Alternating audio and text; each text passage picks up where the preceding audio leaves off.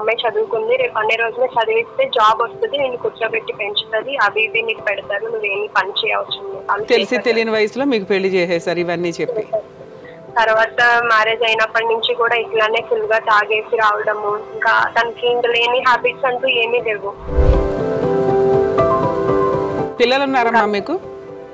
పాప ఉంది మేడం. అప్పుడు ప్రెగ్నెన్సీ టైంలో కూడా చాలా ఇబ్బంది పెట్టారు. అసలు ఒక 4-5 months అయితే నాకు ఫుడ్ కూడా లేదు.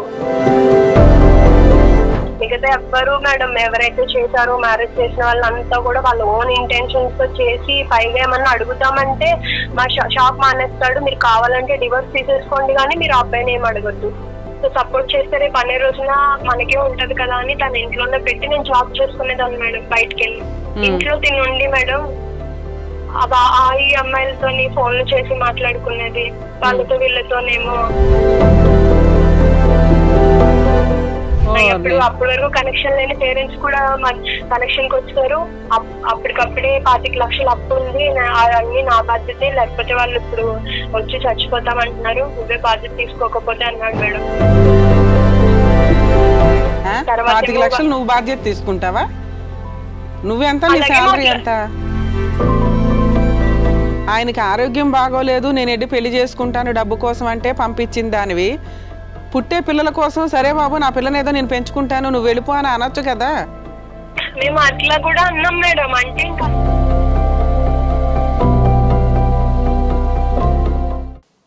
నమస్తే, welcome to Adalat with advocate Ramya. మరి మీకున్న సమస్యలకి తనదైన శైలిలో పరిష్కారాలు చూపుతూ ఎన్నో కుటుంబాల్లో వెలుగులు నింపుతున్నారు ప్రముఖ హైకోర్టు అడ్వకేట్ ఆకుల రమ్యకుమారి గారు. మరి మేడం మనతో పాటు ఉన్నారు, పలకరిద్దాం. నమస్తే మ్యామ్. నమస్తే అండి. ఎలా ఉన్నారు? బాగున్నాను. అందరికంటే ముందు నేను ఒక క్వశ్చన్ అడగాలనుకుంటున్నాను. Sure, compulsory. మీ మైండ్ ఇంత షార్ప్ ఉండడానికి ప్రత్యేకించి ఏం తింటారు?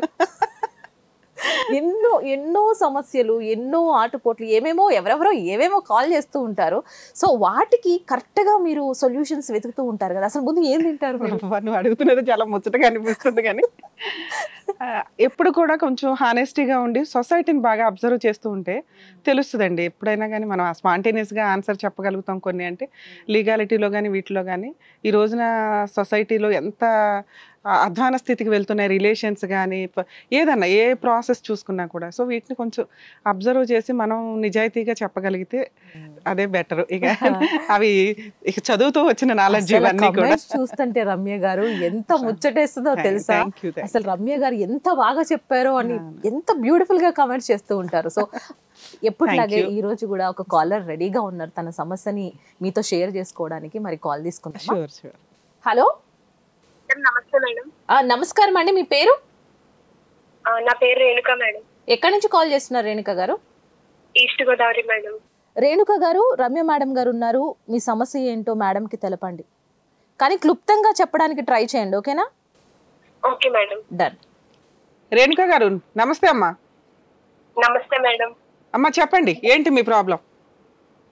మేడం నాకు 2014లో ఫస్ట్ ఒక మ్యారేజ్ చేశారు మేడం ఇంట్లోనే. ఇంటర్మీడియట్ చదువుతున్నాను. సో ఫాదర్ నాకు చిన్నప్పుడే వదిలేయడం వల్ల ఇంకా మేము అమ్మమ్మ వాళ్ళ దగ్గర ఉన్నాము. సో ఇంకా వాళ్ళ ఆ టైంలో ఇంకా అమ్మమ్మ గారికి హెల్త్ బాగోకపోవడంలో ఇంకా ఇమీడియట్ గా మ్యారేజ్ చేసి ఇంకా ఒక రెస్పాన్సిబిలిటీ ఇంకా ఉంది అన్నట్టు చేశారు. మావయ్య వాళ్ళు చేసే షాప్ లో వచ్చిన అబ్బాయి. మీ నాన్నగారు వదిలేసే టైంకి మీ ఏజ్ ఎంతమ్మా? నా ఏజ్ ఒక 12 years ఉంటుంది మేడం. మీరు ఒక్కళ్ళేనా, ఇంకా మీ కజిన్స్ అంటే ఉన్నారా, మీ బ్రదర్స్ సిస్టర్స్ అట్లా? తమ్ముడు ఉన్నాడు మేడం, బట్ అడాప్ట్ చేశారు పెద్దమ్మ వాళ్ళకి. ఓకే. మీ అమ్మగారు ఇద్దరు పిల్లల్ని పోషించలేక మీ అమ్మమ్మ వాళ్ళు ఒకళ్ళకి మీ బ్రదర్ ని అడాప్షన్ కి ఇచ్చారా? వచ్చేసాం మేడం ఆ టైంలో. కట్టుబెట్టలతో ఇంకా బాగా ఇంకా అప్పులు అయిపోయి ఇంకా ఇంట్లో సామాన్లు కూడా వదిలేసి ఇంకా కట్టుబట్టలతో ఇంకా అమ్మమ్మ వాళ్ళ ఇంటికి వచ్చేసాం మేడం ఆ టైంలో. ఇప్పుడు మీ వయసు ఎంతమ్మా? ఇప్పుడు 26 మేడం. ఓ 10 years బ్యాక్ స్టోరీ చెప్తున్నారు మీరు, అటు చేసి ఇటు చేసి. అంటే మేడం ఫస్ట్ ఇట్లాగా వచ్చిన తర్వాత ఇంకా మేము అమ్మమ్మ వాళ్ళ ఇంటి దగ్గర ఉండడము, తర్వాత మాకు షాప్ లో వర్క్ చేసే అబ్బాయికి ఇచ్చి మ్యారేజ్ చేశారు. మరైతే తర్వాత అప్పుడు చేస్తే నాకు అంత ఏం తెలియదు, ఇంటర్ చదువుతున్నా, ఎడ్యుకేషన్ మాత్రం నేను కంటిన్యూ చేస్తానని చెప్పాను. అదొకటి మాత్రం నాకు చేయమని, అప్పుడు ఒప్పుకుంటానని చేసిన తర్వాత వాళ్ళమ్మ మీ హస్బెండ్ అంటే సంబంధం ఏంటి? మీరే ఆల్రెడీ చదువుకుంటూ మీ బాధ్యత ఎలా వదిలించుకోవాలా అని మీ అమ్మమ్మ కానీ మీ అమ్మగారు కానీ ఉన్న ఒక కూతుర్ని ఎవరో ఒకరి చేతిలో పెట్టాలని గబగబా పెళ్లి చేశారు. అసలు అతని బ్యాక్గ్రౌండ్ ఏంటి? అతను ఏం చదువుకోలేదు మేడం. అది చిన్నప్పటి నుంచి మావయ్య షాప్ లోనే వర్క్ చేస్తా ఉండేవాడు. మా మావయ్య ఇంటెన్షన్ ఏంటంటే షాప్ లో దగ్గర వర్క్ చేస్తే అంటే ఆ అబ్బాయికి ఇచ్చి చేస్తే అబ్బాయి షాప్ మానకుండా ఉంటాడు అని చెప్పేసి మా మావయ్య ఇంటెన్షన్. నెక్స్ట్ తనకేమో అమ్మాయి చదువుకుంది, రేపు అన్ని రోజులు చదివిస్తే జాబ్ వస్తుంది, నేను కూర్చోబెట్టి పెంచుతుంది, అవి ఇవి నీకు పెడతారు, నువ్వేమి పని చేయవచ్చుంది ఈ రకంగా అవన్నీ చెప్పి తెలిసి తెలియని వయసులో మీకు పెళ్లి చేసేసారు ఇవన్నీ చెప్పి. సరే అమ్మా, తర్వాత ఏమైందమ్మా? నెక్స్ట్ అయ్యాను. తర్వాత మ్యారేజ్ అయినప్పటి నుంచి కూడా ఇట్లానే ఫుల్ గా తాగేసి రావడము, ఇంకా తనకి ఇంకా లేని హ్యాబిట్స్ అంటూ ఏమీ లేవు. అని ఏంటంటే అమ్మకి చెప్తే మళ్ళీ ఆల్రెడీ ఇట్లా సఫర్ అయ్యి ఉంది. మీరే ఆ టైంకి చాలా మైనర్ కింద లెక్క, ఒక రకంగా 19, 18 అట్లా ఉంటాయి. అతని వయసు ఎంతమ్మా మీ హస్బెండ్ వయసు?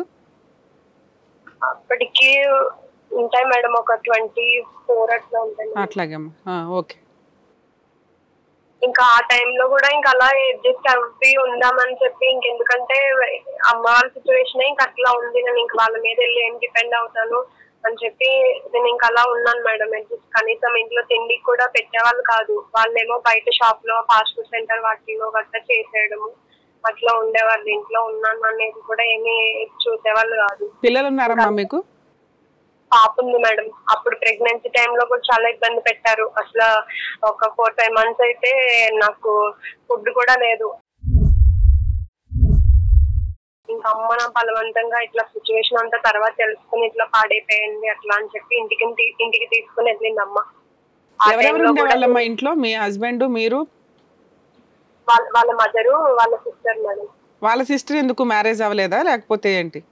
ఆమె డివోర్స్ తీసుకొని వచ్చేసి. మీ మామగారు లేరమ్మా? మేడం మామయ్య గారు లేరా? మీ మామగారు మేడం ఆయన చిన్నప్పుడే చనిపోయారు. ఓకే. అలా ఎంతకాలం ఉన్నారమ్మా అతనితో మీరు, మీ హస్బెండ్ తో? మేము కొత్తలో అయితే ఉన్నాం మేడం, ఒక 3 years అంటే పాప పుట్టే వరకు ఉన్నాము. పాప పుట్టిన తర్వాత కూడా అప్పుడు డెలివరీ టైంలో కూడా అమ్మాయి తీసుకెళ్లిపోయారు. అప్పుడు నాకు 8th month లోనే డెలివరీ, అప్పటికప్పుడు సర్జరీ చేసేసారనమాట. ఓకే. అప్పుడు కూడా సీరియస్ అయిన తట్టు నాది కూడా ఏజ్ చిన్నగా ఉండడము, సో ఇంకా పాప కూడా సీరియస్ అవ్వడము. ఆ టైంలో కూడా వీళ్ళెవ్వరూ పట్టించుకోలేదు మేడం. ఇంకా అమ్మ వాళ్ళే ఇంకొన్నదంతా గోల్డ్ అది పెట్టేసి అంతా చేసుకొని వచ్చారు. అదంతా అయిపోయింది. పాప ఇంకా బ్రతకదు అనే స్టేజ్ లోకి వెళ్ళిపోయింది. ఒక 1/2 hour అట్లా టైం ఇచ్చేసారు. అలాంటి పొజిషన్ లో కూడా ఇంకా గాడ్స్ గ్రేస్ ఇంకా అలా పాప ఇదైంది. తర్వాత కూడా ఇంకా మమ్మీ ఇంకా అలా సర్ది చెప్పి పంపించి సరే ఇప్పుడైనా ఉండండి అన్నట్టు అంటే పాప పుట్టిన తర్వాత కూడా ఏం చేంజ్ లేదు మేడం. కనీసం రెస్పాన్సిబిలిటీ తీసుకుంటాడంటే అప్పుడు కూడా లేకుండా, కనీసం పాపకి అప్పటి నుంచి కూడా ఒక్క ఫ్రాక్ కూడా, ఒక బట్టలు కూడా తనకి కొనలేదు. ఒక ఫాదర్ గా నిలబడి ఒక పాల ప్యాకెట్ కైనా, ఒక ఏమన్నా హాస్పిటల్ కైనా మీరు అక్కడ ఉంటే మీరే చూసుకోవాలి. సో ఇట్లా చాలా మెంటల్ గా చాలా ఇది చేసి నాకు బండి కొంటానన్నారు, అవి కొనలేదు, ఇంకొకటి చేయలేదు. సో ఈ రకంగా మాట్లాడడం, వాళ్ళ మదర్ దానికి అన్నిటికీ సపోర్ట్ చేయడం అన్ని చేశారు మేడం. ఇంకా అయినా కూడా ఇంకా మమ్మీ నాకు సపోర్ట్ చేసి ఇంకా ఎడ్యుకేషన్ నువ్వు ఆపేసావు, నువ్వు ఇట్లా ఇంకా పెట్టుకుంటూ ఉంటే అవ్వదు కదా, నీ పాప కోసమైనా నువ్వు ఇది అవ్వాలని చెప్పి మమ్మీ పాపని 1 year అప్పుడే తన దగ్గర పెట్టుకోవడం. నేను బయటకి ఇంకా వెళ్ళి మేడం ఇంకా ఆ టైంలో డిగ్రీ కంప్లీట్ చేసి ఒక చిన్న గ్యాస్ ఏజెన్సీలో జాబ్ చూసుకుని ఒక 3,000 కి అట్లాగా అదే దాంతో పాపని చూసుకుంటూ నేను స్లోగా ఫీజు అది కట్టుకుని గ్రాడ్యుయేషన్ కంప్లీట్ చేశాను madam. Very good, very good అమ్మ. ఇప్పుడు అతను రెస్పాన్సిబిలిటీ తీసుకోకపోయినా మీరు బయటకు వచ్చి గ్యాస్ కంపెనీలో వాటిలో వర్క్ చేసుకుంటూ డిగ్రీ కంప్లీట్ చేశారు.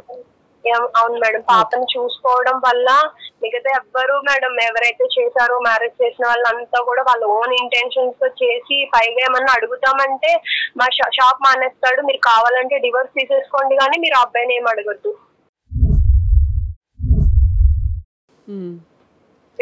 ఇలా ఎప్పటిదాకా కలిసి ఉన్నారమ్మా మీరు? ఎప్పుడు విడిపోయారు? మేము తర్వాత మేడం పెద్దల్లో కూడా పెట్టాము, మాట్లాడించాము. అయినా కూడా అన్ని వదిలేసి కొన్ని షాప్ కూడా మానేసి మా వాళ్ళంతా చూస్తాము, మీరు ఎక్కడికైనా వెళ్ళిపోయి తను కూడా జాబ్ చేస్తుంది కదా చేసుకుని ఉందామంటే రానన్నాడు మేడం. నేను రానని అప్పుడే 3 years వదిలేశాడు మేడం. 3 years కంప్లీట్ గా వదిలేశాడు. రావట్లేదు, మేము కవర్ పెట్టాము, పెద్దల్లో మాట్లాడించినా కూడా రాకపోతే 2014 లో మ్యారేజ్ అయిందా? కూడా అప్లై చేశాను మేడం అప్పుడు. ఒక్క నిమిషం అమ్మా, మీకు 2014 లో మ్యారేజ్ అయిందా? అవును మేడం. సుమారుగా ఎప్పటిదాకా కలిసి ఉన్నారు? ఒక 3 years, మధ్యలో ఒక 3 years గ్యాప్ వచ్చింది, మళ్ళీ 3 years గ్యాప్ మేడం. అంతే మేడం. అంటే ఇంక ఇలా వెళ్ళడము, ఏమి వాళ్ళు చూసుకోకుండా మళ్ళీ ఇట్లా అవి ఇవి అడగడము, అంత ఇస్తానన్నారు. ఫైనల్ గా కేసు ఎప్పుడు వేసారమ్మా? డైవర్స్ కేసు వేసామన్నారు, అది ఎప్పుడు వేసారు? మేము డైవర్స్ కి ఇంకా తర్వాత మాట్లాడిన తర్వాత యాక్చువల్లీ లీగల్ గా అయితే డివోర్స్ తీసేసుకున్నాం మేడం. 2021 లో డివోర్స్ అనేది వచ్చింది మాకు. ఎక్స్పైరీ ఆర్డర్స్ లేకపోతే అతను వచ్చి ఫైటింగ్ చేశాడా? ఆ టైంలో అసలు ఏం మాట్లాడలేదు మేడం.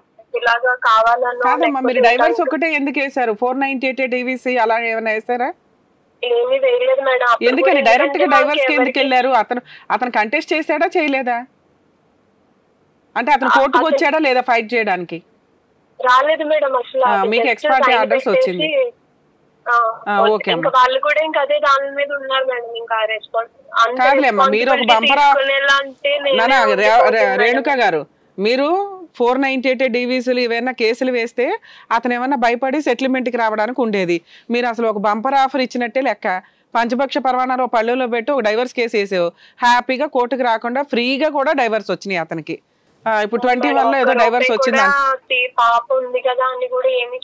అసలు వాళ్ళు ఎందుకు చేస్తారమ్మా? మీరు అడగలేదు కదా, మీరు అడగాలి, మీరు పోరాడాలి. అంత మంచితనాలు సొసైటీలో ఎక్కడున్నాయి తల్లి? పిల్ల రెస్పాన్సిబిలిటీ తీసుకునే అంతకు ముందే 3 years వదిలేశాడు.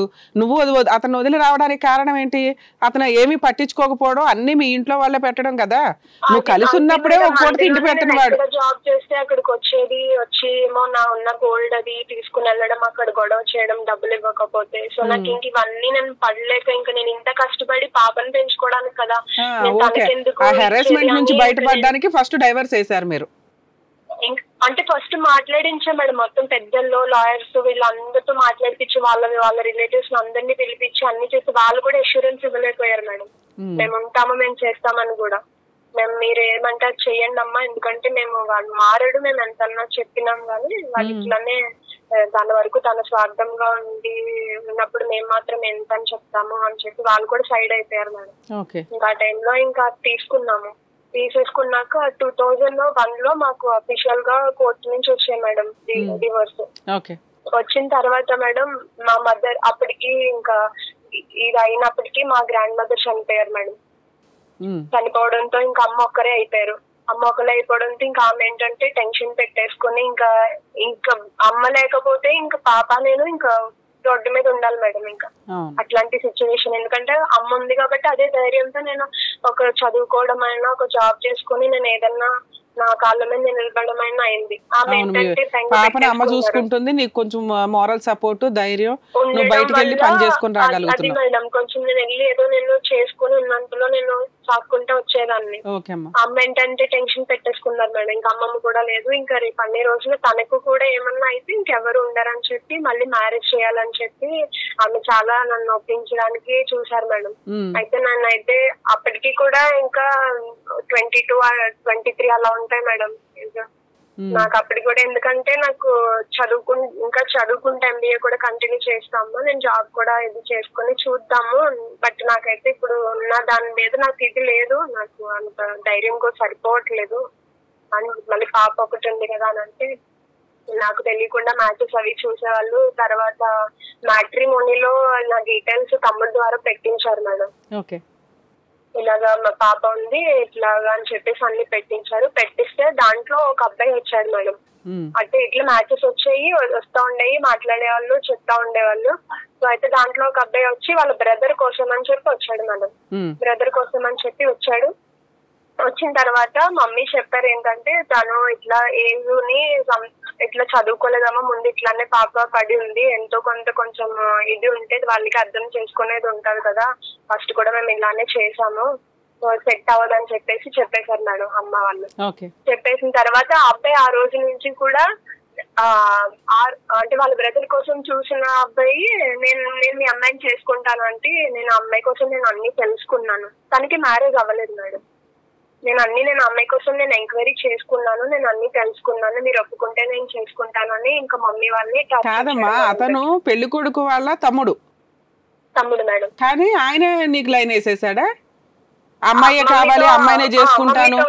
ఇదంతా నాకు తెలియదు మేడం. నేను బ్యాక్ ఎండ్ ఏం జరుగుతుంది అదే స్టోరీ. ఇప్పుడు నీ బ్యాక్గ్రౌండ్ తెలిసి అతనికి వాళ్ళ అన్నయ్య సంబంధం అని చెప్పొచ్చి అతనే నేను చేసుకుంటానండి, నేను బాగా చూసుకుంటానండి అని మీ అమ్మకి హామీలు ఇచ్చేసాడు. అంటే మేడం నన్ను ఒక 8 సంవత్సరాలు నేను ఒక అమ్మాయిని ఇష్టపడి నేను లవ్ చేస్తే నన్ను మోసం చేసి వెళ్ళిపోయింది. నాకు ఇంకా నేను చనిపోదామనే స్టేజ్ కి నేను వచ్చేసాను. బట్ ఇంకా ఈ లైఫ్ ఇంక ఇలా అయిపోయింది. కానీ మీ అమ్మాయి కోసం తెలిసిన తర్వాత ఎందుకు నేను ఒకరికి లైఫ్ ఇవ్వకూడదు అని చెప్పేసి ఇంకా అమ్మ వాళ్ళకి ఎట్లా అంటే మేడం ఇంకా వాళ్ళు టార్చర్ పెట్టేవాడు. అసలు ఎన్నిసార్లు అంటే రోజుకు ఒక 100 సార్లు అయినా ఫోన్లు చేసేవాడు డైలీ. ఫోన్లు చేస్తే మా వాళ్ళేమో ఇట్లా అంటున్నా, నీకు ఆల్రెడీ తెలుసు కదమ్మా, నీకు మ్యారేజ్ అవ్వలేదు, తనకేమో మ్యారేజ్ అయ్యి ఆల్రెడీ పాప ఉంది అంటే ఇంటికి వాళ్ళ బ్రదర్ కూడా మ్యారేజ్ తనకి ఫస్ట్ మ్యారేజ్ ఉన్నాడు. ఆయన కూడా వచ్చి ఇట్లా వాళ్ళ ఫోన్ లో ఇట్లా చూడడము అన్ని చేయడం చేశారు. బట్ అమ్మ వాళ్ళే రిజెక్ట్ చేశారు దాన్ని. ఒక్క నిమిషం మేడం రేణుక గారు, ఇప్పుడు ఏ సంబంధం వాళ్ళ అన్న కోసం వచ్చాడో వాళ్ళ అన్న కూడా వచ్చి మిమ్మల్ని పెళ్లి చూపులు చూసుకున్నాడా? డైరెక్ట్ గా వాళ్ళు రాలేదు మేడం, ఇదంతా కాన్వర్సేషన్ ఫోన్ లోనే చూసుకున్నారు. సంబంధం నడుస్తుంది. ఒకవేళ వాళ్ళ అన్నయ్యకి నచ్చేస్తుంటే ఏం చేసేవాళ్ళు మీరు? అర్థం కాలేదు మేడం. ఇప్పుడు వాళ్ళ అన్నయ్య సంబంధం అనే వచ్చాడు అతను. ఈ లోపు ఈ మాటలు నడుస్తూ ఉండగానే మీరు ఫోనుల్లో వాళ్ళ అన్నయ్య మీరు చూసుకోవడం మాట్లాడుకోవడం ఏదో నడిచినాయి. ఇవి నడుస్తూ ఉండగా ఈయన సైడ్ నుంచి నేను ఆల్రెడీ లవ్ లో మోసపోయానండి, మీ అమ్మాయిని బాగా చూసుకుంటానని తమ్ముడు సంబంధం మాట్లాడుతున్నాడు సైడ్ నుంచి. సైడ్ నుంచి అంటే అప్పటికి చెప్పేసింది మేడం ఇంకా మమ్మీ, ఏది మీ సంబంధం మాకు వద్దమ్మా, మీ అన్నయ్య సంబంధం వద్దు అని మీ అమ్మగారు కట్ చేసేస్తే ఈయన ట్రాక్ లోకి వచ్చాడు. ఈయన అప్పటి నుంచి మొదలు పెట్టాడు. అదే ఈయన అప్పటి నుంచి ఈయన ట్రాక్ లోకి వచ్చాడు. ఎంక్వైరీ చేసుకున్నాను, నాకు 10 కాస్ట్ మీరు అమ్మాయిని నాకు ఇచ్చి చెయ్యండి. సరే, ఇతనంటే లవ్ ఫెయిల్యూర్. ఒక నిమిషం రేణుక గారు, ఇతనంటే లవ్ ఫెయిల్యూర్, మిమ్మల్ని ఇష్టపడ్డాడు చేసుకున్నాడు అనుకుందాం. వాళ్ళ అన్నయ్యకి ఫస్ట్ మ్యారేజే కదా, ఆయన ఎందుకు డైవర్స్ అయిన పిల్లలున్న అమ్మాయిని చేసుకుందాం అనుకున్నాడు? అది మాకు తెలియదు మేడం. యాక్చువల్లీ మేము అంత డీప్ డిస్కషన్ కూడా వెళ్ళలేదు. ఎందుకంటే వాళ్ళు ఫొటోస్ అవి పంపించి అన్నప్పుడే ఇంకా మమ్మీ కొంచెం బ్యాక్గ్రౌండ్ తెలుసుకున్నప్పుడే వద్దని చెప్పేసారు. ఏంటి బ్యాక్గ్రౌండ్ మీరు భయపడడానికి కారణం ఏంటి? అంటే ఇంకా మమ్మీ ఏంటంటే మెయిన్ ఇలా ఫస్ట్ కూడా చేసింది ఇలా అన్ఎడ్యుకేటెడ్, అంటే కొంచెం ఇట్లా. అంటే వాళ్ళ అన్నయ్య అన్ఎడ్యుకేటెడ్? అవును మేడం. ఏం పని చేసేవాడు? ప్రాపర్టీస్, అగ్రికల్చర్ అది వాళ్ళ ఊర్లోనే చేసేవాళ్ళు. ఇతను ఏం చేస్తాడమ్మా? Chartered accountant madam, final year చదువుతున్నాడు అప్పటికి. ఓకే, పర్లా, ఆయన సిఏ ఫైనల్ ఇయర్ దాకా వచ్చాడు కదా.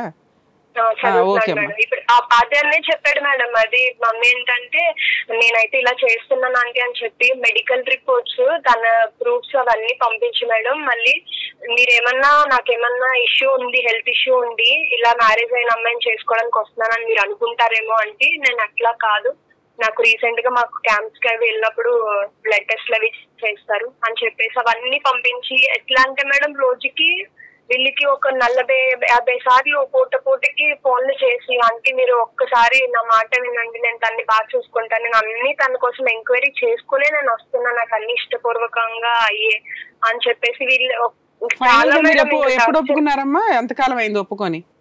అలాగా కొన్ని మంత్స్ కి మేడం నేను ఒకసారి ఇలా నేను అడిగాను, ఎవరమ్మా ఇన్నిసార్లు ఫోన్ చేస్తున్నారంటే, ఏమో అమ్మా ఇట్లా నేను చెప్పినా కూడా అబ్బాయి వినకుండా అసలు చేస్తానే ఉన్నాడు ఫోను అంటే, నేను అప్పుడు మమ్మీ ఫోన్ నుంచి మాట్లాడాను మేడం. నేను ఒక్కసారి నాతో మాట్లాడించండి, ఒకవేళ అమ్మ ఇష్టం లేదంటే అప్పుడు ఆ తర్వాత నేను చూస్తాను అలా ఇలా అంటే నేను మమ్మీ ఫోన్ నుంచి మాట్లాడాను మేడం. ఏంటి అసలు సిచ్యువేషన్ అంటే, ఇట్లా అప్పుడు కూడా ఇలా చెప్పుకొచ్చారు మేడం, ఇట్లా నేను లవ్ లో ఫెయిల్ అయ్యి నేను ఆల్మోస్ట్ చాలా డిప్రెస్డ్ స్టేజ్ కి వెళ్ళిపోయాను నేను.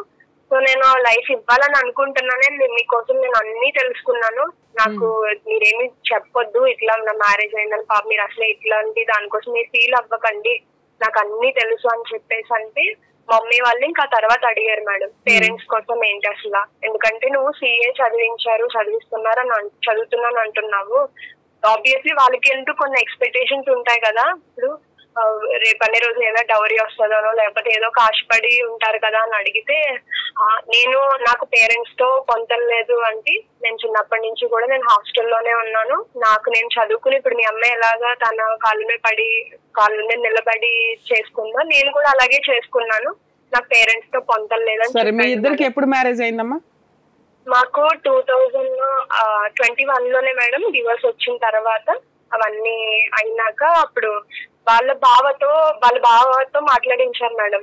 మమ్మీ ఏంటన్నారంటే, పేరెంట్స్ ఇట్లా అంటున్నావు, ఎవరు లేరు అంటున్నావు, కనీసం నీ సైడ్ నుంచి ఎవరైనా వస్తే ఒక నమ్మకం ఉంటది కదా అని చెప్పేసి అంటే, వాళ్ళ ఓన్ సిస్టర్ కి హస్బెండ్ మేడం ఇలాగే వాళ్ళు లవ్ మ్యారేజ్ చేసుకున్నారంటే అతను మాట్లాడారు మేడం మొత్తం.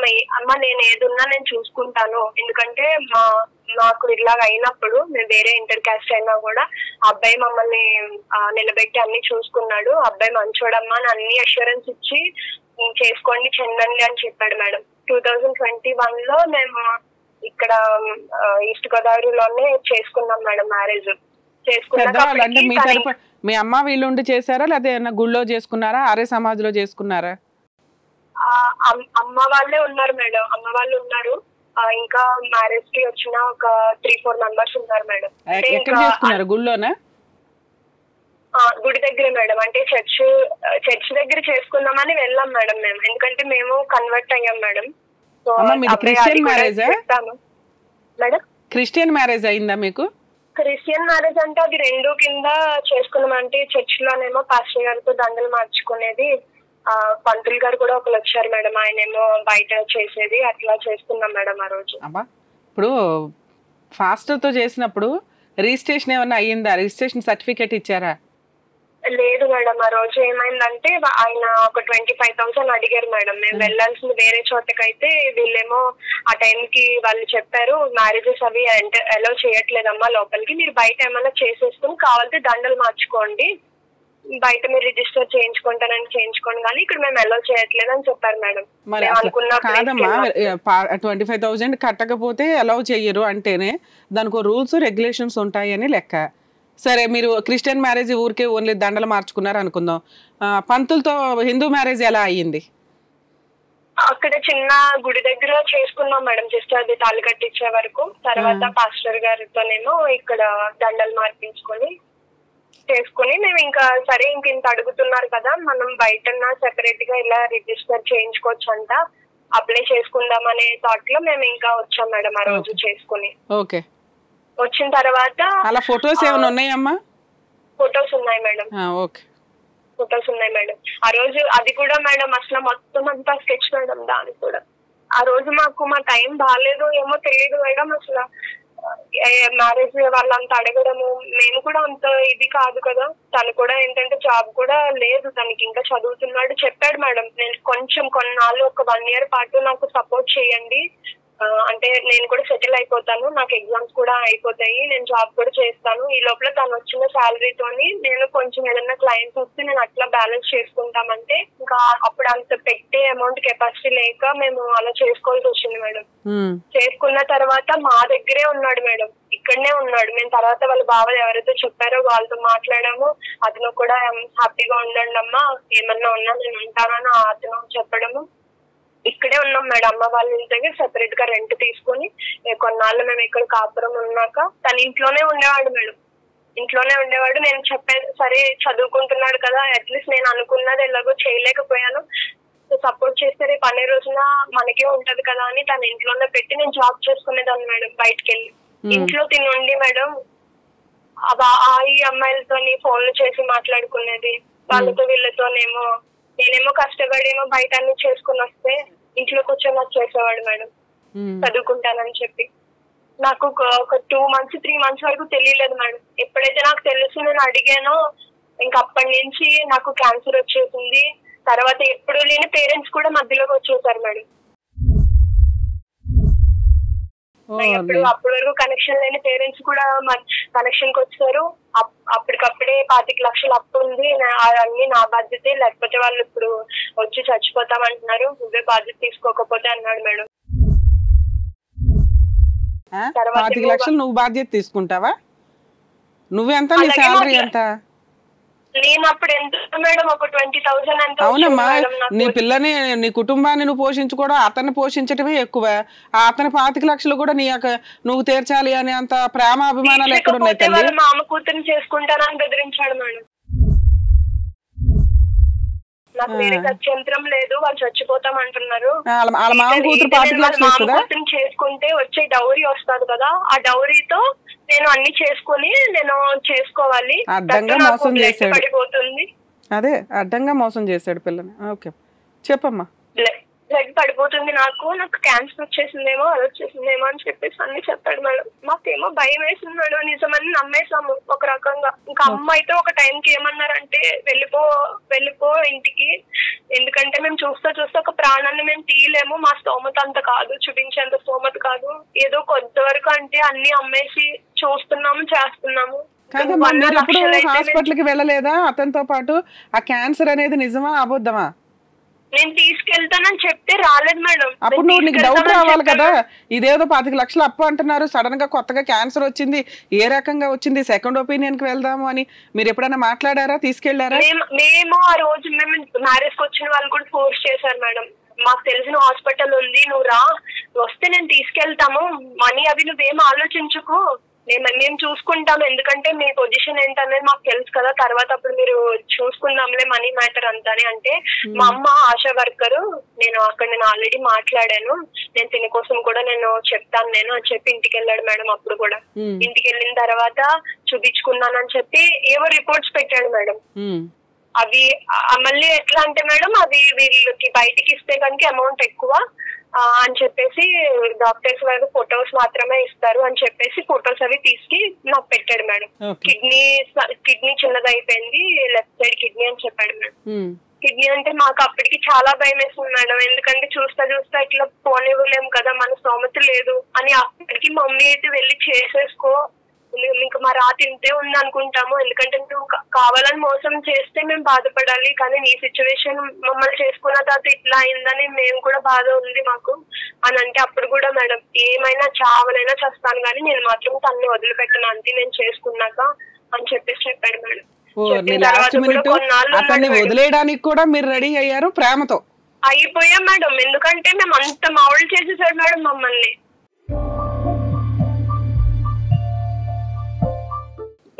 ఇంకా గత్యంతరం లేదు అంటే వేరే చేసుకుంటేనే నాకు వచ్చే డబ్బుతో నేను చూపించుకోవాలి, ఎందుకంటే మీకు అంత స్తోమత లేదు కాబట్టి. మమ్మల్ని ఆ రకంగా ఇంకా ఆడవాళ్ళే ఇంకా నమ్మేశారమ్మా. కాదు, ఒక జబ్బున్న వ్యక్తికి 25 లక్షలు ఇచ్చి పెళ్లి చేసుకుంటారని మీరు ఎలా అనుకున్నారు?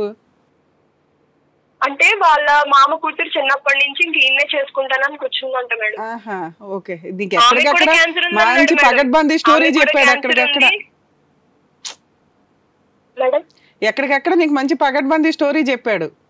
అన్ని కొత్తగా అసలు తెలియదు మేడం, ఎందుకంటే చాలా మంది నమ్మొద్దు అంటే ఎంతో ఎన్ని ఆల్మోస్ట్ లైక్ కాళ్ళు పట్టుకునే వరకు వచ్చాడు మేడం. నేను చచ్చిపోతాను మీరు ఇంకా చేయకపోతే, నన్ను మ్యారేజ్ కి వచ్చిన వాళ్ళకి కూడా ఫోన్లు చేసి తినేసేవాడు మేడం వాళ్ళని.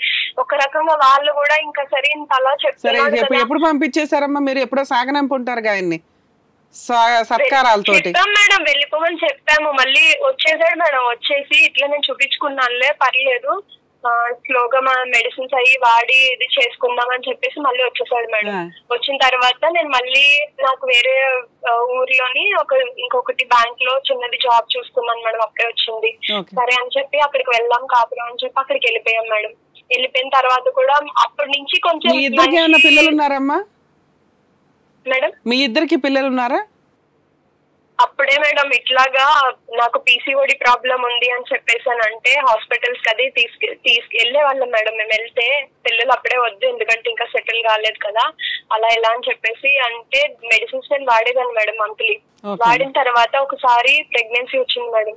ప్రెగ్నెన్సీ వస్తే ఆ రోజు నాకు తెలియలేదు మేడం, 2 months ఏంటంటే ఆల్రెడీ మెడికేషన్ లో ఉన్నప్పుడు అది ఇంపాసిబుల్ అన్నారు, ఇది ఇష్యూ ఉన్నప్పుడు అవ్వదు, బట్ సాధారణంగా ఇట్లాగా టెస్ట్ కి వెళ్ళినప్పుడు నాకు ఇలా పాజిటివ్ అంటే అసలు వద్దన్నారు మేడం. అసలు మన సిచ్యువేషన్ ఏంటి, నేనున్న హెల్త్ బాగాలేదు, ఒక పక్క నొప్పులు అలా ఇలా అని చెప్పి నాకు ఎట్లా అంటే మేడం, నువ్వు కనుక అబార్షన్ చేయించుకోకపోతే నేను ఇంకా వెళ్ళిపోయి నేను ఇంక చేసుకోవాల్సి వస్తుందేమో, ఇంక మన రిలేషన్ ఇక్కడితోనే పోతుంది.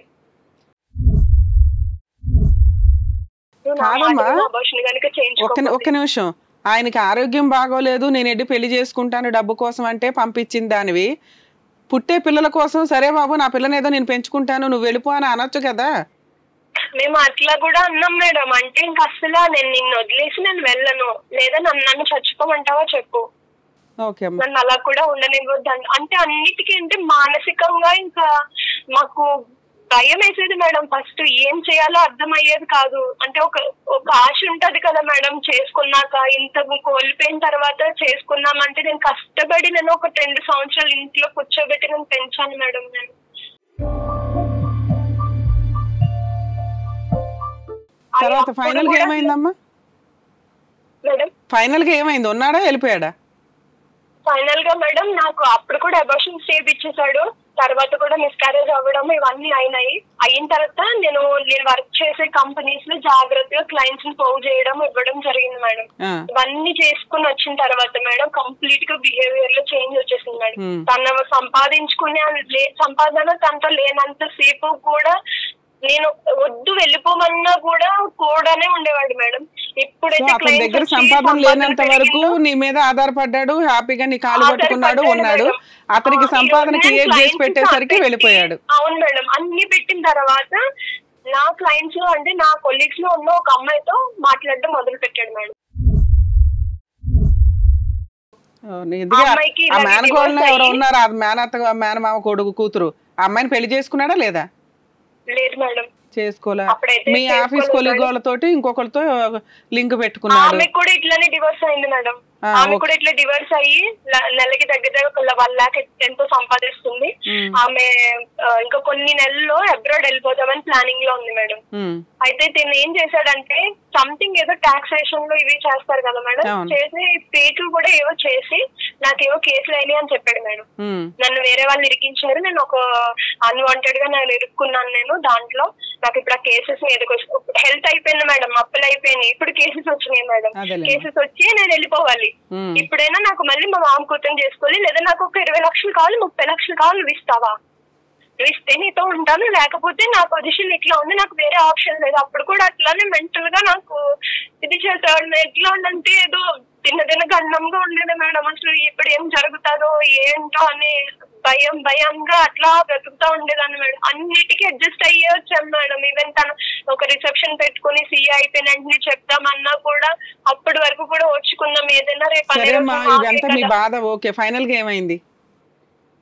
అమ్మాయి కోసం ఎప్పుడైతే తెలిసిందో మేడం అప్పటి నుంచి రివర్స్ అవ్వడం మొదలు పెట్టాడు మేడం. అదే చెప్పావు, రివర్స్ అయ్యాడు. ఈ కష్టాలు ఎప్పుడు వెళ్ళిపోయాడు అమ్మా? ఒక్క క్వశ్చన్ ఆన్సర్ అమ్మా. ఎప్పుడు వెళ్ళిపోయాడు ఇంట్లో నుంచి? మొన్న డిసెంబర్ వరకు మాతోనే ఉన్నాడు. డిసెంబర్ వరకు కూడా కలిసి ఉన్నాం మేడం. ఎగ్జామ్స్ ఉన్నాయి, ఇంకా అయిపోయినాయి కదా, ఇంక గొడవలు అన్ని కాళ్ళు పట్టుకుని మేడం ఇంకా అయిపోయింది. నా బుద్ధి తక్కువ అయ్యి నాకున్న ఈ టెన్షన్స్ వల్ల దానివల్ల నేను తప్పు చేశాను. బట్ ఇంక ఈ తప్పు అనేది జరగదు, మనం కూడా పిల్లలు అబార్షన్స్ అని కూడా లైఫ్ లో నేను అనను అని చెప్పి నాకు ఒక వైట్ పేపర్ మీద లెటర్ కూడా రాసి ఇచ్చి, వైట్ పేపర్ మీద అంతా రాసి నాకు ఇచ్చి సైన్ చేసి ఇంక ఇదే లాస్ట్, మనం ఇంక వేరే. లాస్ట్ గా ఏం జరిగి వెళ్ళిపోయాడు తల్లి? ఇట్లా ఎగ్జామ్స్ కోసం వెళ్తానన్నాడు మేడం. ఎగ్జామ్స్ కోసం ఇంటికి వెళ్ళి ఆల్రెడీ పేరెంట్స్ కి చెప్పడం ఇవన్నీ అయినాయి మేడం. వాళ్ళు కూడా మగోడు ఎట్లానే చేస్తాడు, నువ్వు చేసుకున్నావని వాళ్ళు చాలా గలీజ్ గా మాట్లాడి అన్ని చేశారు. డిసెంబర్ లో ఎగ్జామ్స్ రాయాలని చెప్పి వెళ్ళిపోయిన వ్యక్తి మళ్ళీ మీ ఇంటికి రాలేదా? జనవరిలో వెళ్ళిపోయాడా మేడం. జనవరి వెళ్ళిపోతే ఫిబ్రవరిది మాకు anniversary, marriage anniversary madam, 4th year.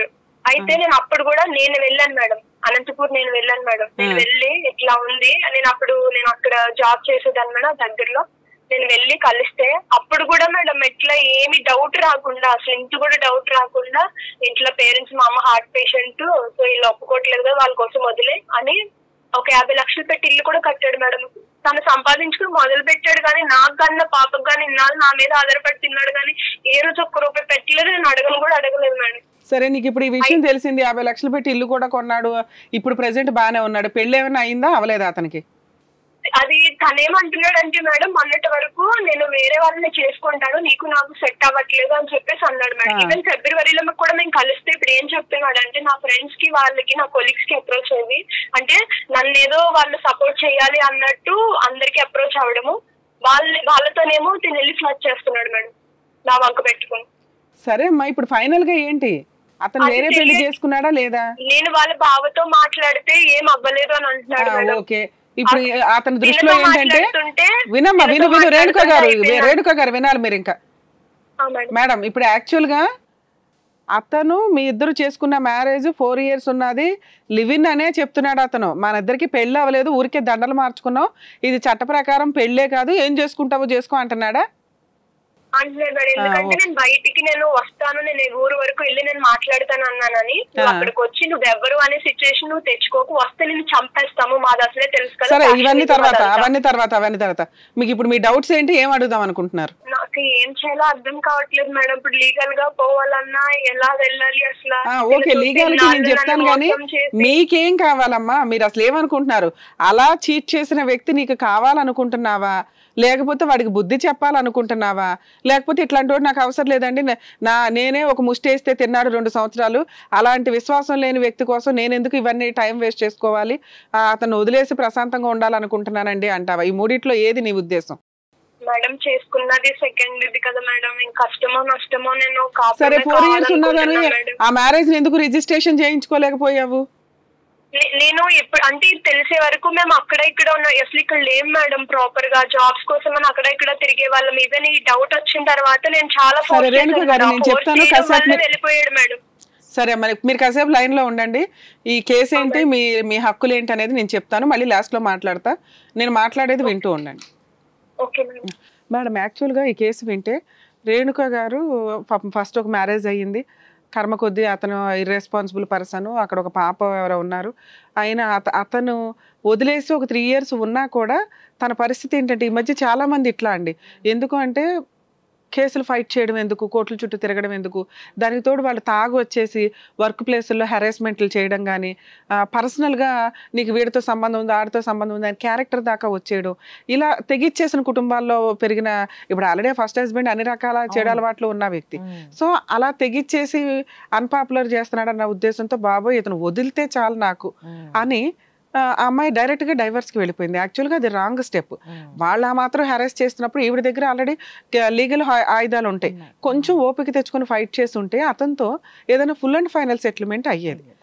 కొంత కాంపెన్సేషన్ తీసుకొని మ్యూచువల్ డైవర్స్కి వెళ్ళడం అనేది కామన్గా ఎప్పుడు జరుగుతుంది. అంత ఫ్రీగా వదిలేయడం కంటే కనీసం ఎంతో కొంత. సరే వాళ్ళకి ఏమీ లేదు, అమ్మాయి జీవితం నాశనం చేసినందుకు కొంతకాలం లీగల్గా అయితే తిరగాలి కదా. దానివల్ల ఏంటంటే ఆ పాప బాబా ఎవరైతే ఉన్నారో వాళ్ళ హక్కులు అలా పెండింగ్ ఉంటాయి. తను డైవర్స్ తీసుకోవడం వేరు, పిల్లల మెయింటెనెన్స్లు కానీ ఇవి ఏదో ఒక రోజు వాళ్ళు వచ్చి మేము డాడీ దగ్గర నుంచి మెయింటెనెన్స్ తీసుకోవాలనుకుంటున్నాం అని అనుకుంటే అవి దీనికి డ్యామేజ్ అవుతూ ఉంటాయి. సో ఇప్పుడు ఆవిడ విషయం మనం తీసుకుంటే ఆవిడకి బ్యాక్గ్రౌండ్లో సపోర్ట్ లేదు, నానమ్మ అమ్మమ్మ వాళ్ళు కాస్త వీక్ పొజిషన్లో ఉన్నారు అప్పటికే. ఉన్నంతలో కనీసం ఏదో ఇతను పేడ వదిలించుకుని నా రూపాయి నేను తింటే జాలరా బాబు, నాకు ఈ కోర్టుల చుట్టూ ఇదంతా తిరిగి నేను ఎందుకు చేసుకోవాలనుకుంది, ఒక డెసిషన్ తీసేసుకుంది, ముందు వదిలించుకుంది. లీగల్గా తనకు ఒక లైసెన్స్ వచ్చింది వేరే పెళ్లి చేసుకోవడానికి. సో అక్కడి నుంచి కాస్త అప్పటికి ఒక అమ్మాయి ఉండి కూతుర్ని అమ్మనే ఇట్లా చూసుకుంటూ ఫైనాన్షియల్గా సెటిల్ అయిందంటే నిజంగా అమ్మాయి గ్రేట్. ఒక రకంగా అంతా ప్రాబ్లమ్స్ని స్ట్రాంగ్గా నిలబెట్టుకుంది, వచ్చిన ప్రాబ్లమ్స్ని అవాయిడ్ చేసుకుంటూ. నిలబడిన టైంలో ఇక పనిగట్టుకొని మోసం చేయడానికి ఒక వ్యక్తి వచ్చి బతులాడి ఎంత బతులాడంటే సంబంధం వచ్చింది వాళ్ళ అన్నయ్యకి, వాళ్ళ అన్నయ్య సంబంధాన్ని వాళ్ళ ఫ్యామిలీ బాగాలేదని వదిలేస్తే ఇతను నేను లవ్ ఫెయిల్యూర్ అండి, మీ అమ్మాయికి ఒక జీవితం ఇస్తానండి, ఆ పాపకు ఒక తండ్రిని అవుతాను, ఆదర్శ తండ్రిగా ఒక అవార్డు తీసుకుంటాను అంటూ ఓ షో ఆఫ్ ఇచ్చి అడ్డంగా మోసం చేశాడు. సరే వీళ్ళకి అవసరం, ఎందుకంటే అప్పటికి వాళ్ళ అమ్మమ్మ చనిపోయి ఉంది, ఒకవేళ వీళ్ళ అమ్మకి ఏదైనా అయితే ఈ అమ్మాయి ఒకటి రోడ్డు మీద ఉండాల్సి వస్తుందేమో అన్న భయంతో వాళ్ళ అమ్మగారు ఏదో ఇంకా ఎంత బతులాడుతున్నాడు, ఏదో అపరూపంగా చూసేసుకుంటాడేమో అని అనుకున్నారు, యాక్సెప్ట్ చేశారు. చేసిన ప్రాసెస్లో నిజంగా కక్కుర్తండి. ఇలా ఎవరైనా లవ్ మ్యారేజ్లు చేసుకోవాలనుకునే వ్యక్తులు ఇప్పుడు చాలా మార్పులు వచ్చినాయండి చట్టాల్లో. మీరు పరిగెత్తుకొని ఆర్య సమాజాలకు వెళ్ళి పెళ్లి చేసుకునేది ఏది లీగల్గా వ్యాలిడ్ కాదు. ఖచ్చితంగా రీసెంట్ సుప్రీంకోర్టు జడ్జిమెంటు ఒకవేళ అది హిందూ మ్యారేజ్ అయితే హిందూ సాంప్రదాయ పద్ధతుల్లో జరగాల్సినవన్నీ జరగకపోతే దానిని మేము మ్యారేజ్ కింద వ్యాలిడ్ చెయ్యము అన్నారు. మరి మ్యారేజ్ కింద వ్యాలిడ్ కాదు కదండి, మేము గుళ్ళోకి కట్టేసుకున్నాం కదా, మరి మాకు డైవర్స్ వచ్చేసినట్టేనా అని ఎవరికాడ తాళి కట్టేసుకొని అదే డైవర్స్ అనుకుంటే కుదరదు. అది చెల్లని పెళ్లి అని మీరు వేసుకోవాలి. అర్థమవుతుందా? సో ఈ ప్రాసెస్ ఎప్పుడు కూడా ఏదైనా ఒక రిలీజియన్ ఉంటే ఆ రిలీజియన్ యొక్క పద్ధతులు ఫాలో అవ్వాల్సిందే. ఇవన్నీ తలనొప్పులు ఎందుకు అనుకుంటే ఇప్పుడు వీళ్ళ విషయం మనం చూసుకుంటే ఈవిడ కన్వర్టెడ్ క్రిస్టియన్ కింద అయ్యారు. అంటే వీళ్ళు ఎట్లా అయినా క్రిస్టియన్ మతంలో పెళ్లి చేసుకోవాలనుకుంటారు. అలా అనుకున్నప్పుడు చర్చిలో ఏంటి దానికి తగ్గ ట్యాక్స్ ఫీజెస్ ఇవన్నీ ఛార్జ్ చేస్తారు. ఛార్జెస్ వాళ్ళకి 25,000 అడిగారు. వీళ్ళు ఫైనాన్షియల్గా వీక్గా ఉండడం వల్ల అప్పుడు ఏం చేయాలంటే ఇలా ఒక పెళ్లి చేసుకుంటామని అక్కడ ఏదైనా నోటీస్ బోర్డు ఏదో పెడితే డొనేషన్స్ వస్తాయి. అలా వచ్చిన రోజు ఒక మంచి రోజు చూసుకొని మ్యారేజ్ చేసుకోవడం ఒక ఆప్షన్. ఎందుకంటే కొంతమంది మంచి వ్యక్తులు ఒక పెళ్లి చేయాలని కూడా అనుకుంటారు, మొక్కుకోవడం కానీ ఇంకొక రకంగా కానీ. నెక్స్ట్ ఆ రిలీజియన్లో మనం మాట్లాడితే అట్లా ఇచ్చేవాళ్ళు కూడా కాస్త ఎక్కువగానే ఉంటారు. అలాగే మనం హిందూ మతంలో కూడా చూసుకుంటే టీడీడీలో కానీ వేరే చోట కానీ మీకు ఎప్పుడు గ్రూప్ వివాహాలు జరుగుతూ ఉంటాయి, ఒక ఫండ్ రేస్ చేసి అట్లా. సో అలా చేసుకోవడం ఒక పద్ధతి. లేదా రిజిస్ట్రేషన్ ఆఫీస్కి వెళ్ళి రిజిస్ట్రేషన్ మ్యారేజ్ చేసుకోవాలి. వాళ్ళు ఏ రిలీజియన్ ప్రకారం చేసుకోవాలనుకుంటే ఆ రిలీజియన్ ప్రకారం అది లీగల్గా వ్యాలిడ్. ఒకటి సాంప్రదాయంలో అన్ని పద్ధతులు ఫాలో అవుతూ చేసుకోవడం, రెండు registration marriage. Registration marriage compulsory. ఈ రోజున మనం మ్యారేజ్ చేసుకున్నా కూడా పద్ధతుల ప్రకారం రిజిస్ట్రేషన్ చేయించుకుంటే పాస్పోర్ట్స్ వీసాస్ ఈ ప్రాసెస్లో కంపల్సరీ యూజ్ అవుతూ ఉంటుంది. సో వీళ్ళిద్దరు ఏంటి, ఒక హిందూ మతం ప్రకారం చేసుకున్నారంటున్నారు, క్రిస్టియన్ మతం, కానీ రెండు మ్యారేజ్లు కాదు, ప్రాపర్ మ్యారేజ్లు కాదు. వీళ్ళేదో పంతుల దగ్గర నుంచి దండ వేసుకుంటే అది మ్యారేజ్ కాదు. అలాగే బయటకు వచ్చి ఆయన మీరు దండలు వేసేసుకోండి చర్చి ముందు క్రిస్టియన్ మ్యారేజ్ అంటే కూడా అది వ్యాలిడ్ కాదు.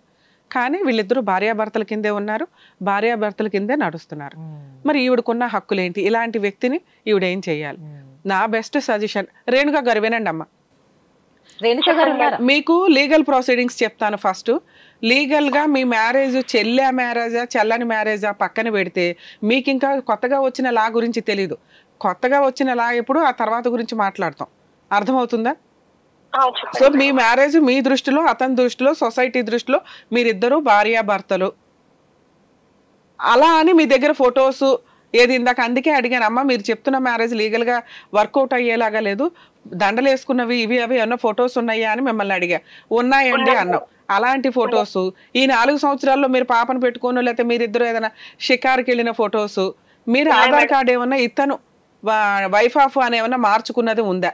ఆధార్ కార్డ్ అయితే మార్చుకోలేదు మేడం. బట్ అయితే ఈ హాస్పిటల్స్ కది వచ్చినప్పుడు లేదా అబార్షన్ అప్పుడు అతన్ని హస్బెండ్ కింద మీరు చూపించారు కాబట్టి ఈ డాక్యుమెంట్స్ అన్ని పెట్టుకొని ఫస్ట్ అతను మీరు ఎక్కడ ఉంటారో అక్కడైనా కానీ అతను ఎక్కడ ఉంటాడో అక్కడైనా కానీ పోలీస్ స్టేషన్లో కంప్లైంట్ ఇవ్వడం నీ హక్కు.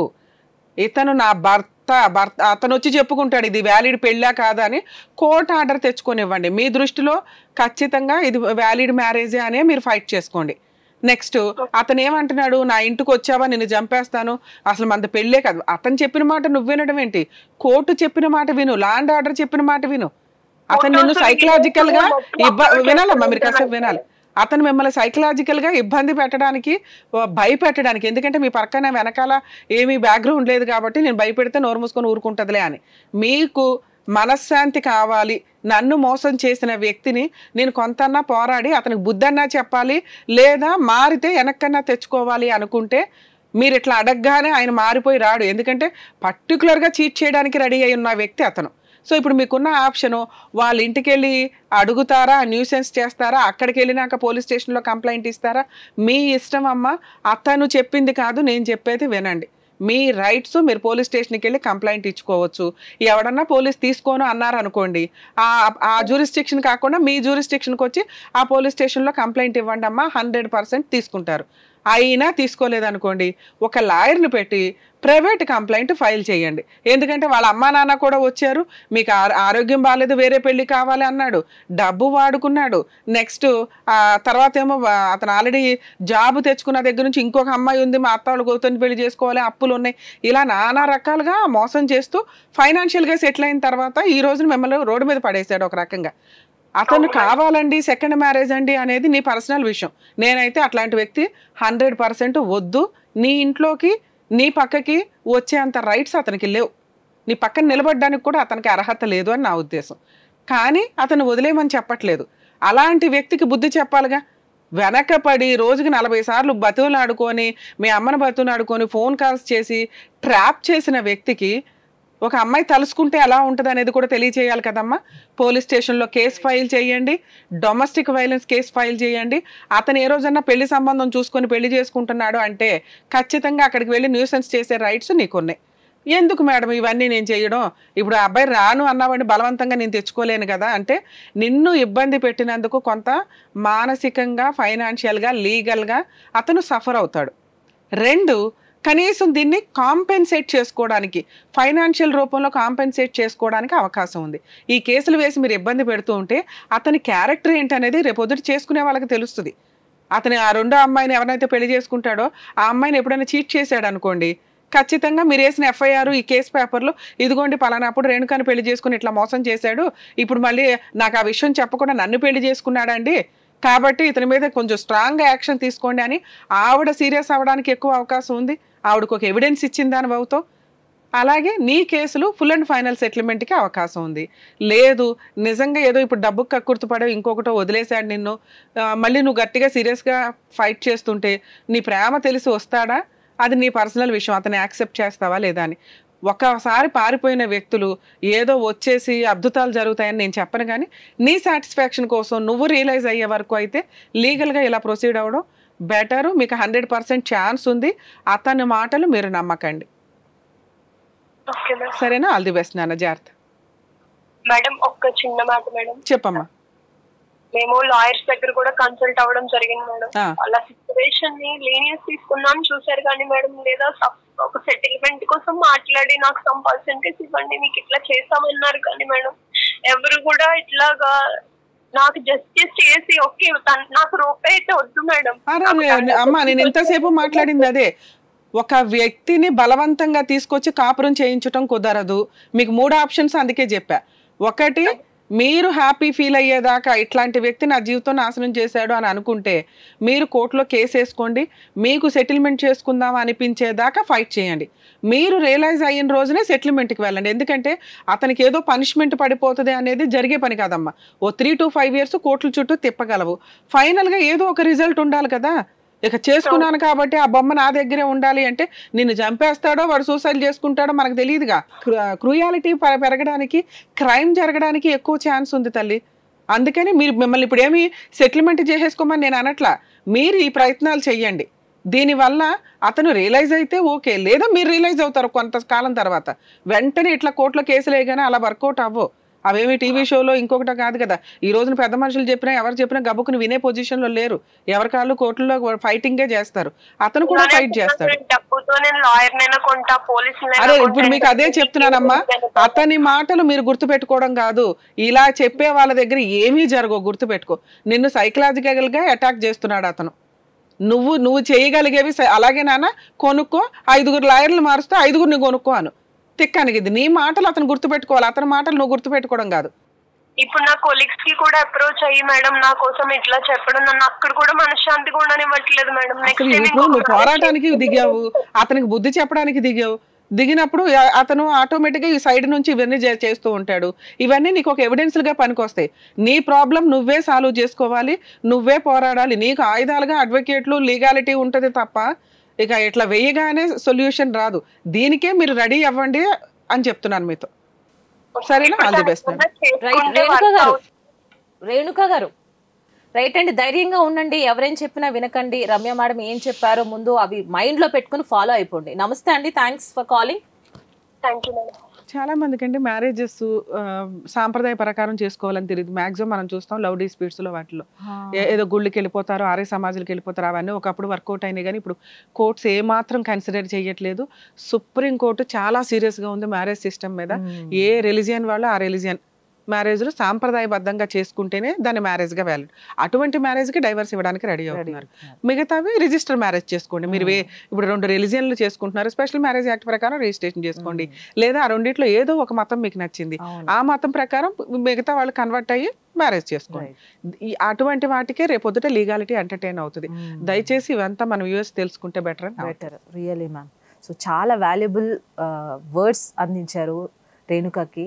చాలా హెల్ప్ అవుతాయి కూడా అని అనుకుంటున్నాం మేము కూడా. సో గైస్, మీరు కూడా విన్నారు కదా రేణుక గారి సమస్య అండ్ రమ్య మేడం ఇచ్చిన సలహాలు, మీరు కూడా తప్పకుండా పాటించండి. అండ్ మీకు కూడా సమస్యలు ఉంటే స్క్రీన్పై కనిపిస్తున్న నెంబర్కి వెంటనే కాల్ చేయండి. మరో ఎపిసోడ్తో మళ్ళీ కలుద్దాం. చూస్తూనే ఉండండి Adalat with advocate Ramya.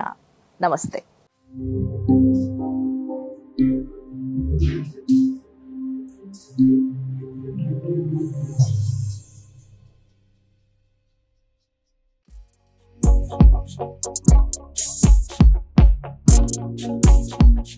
Thank you.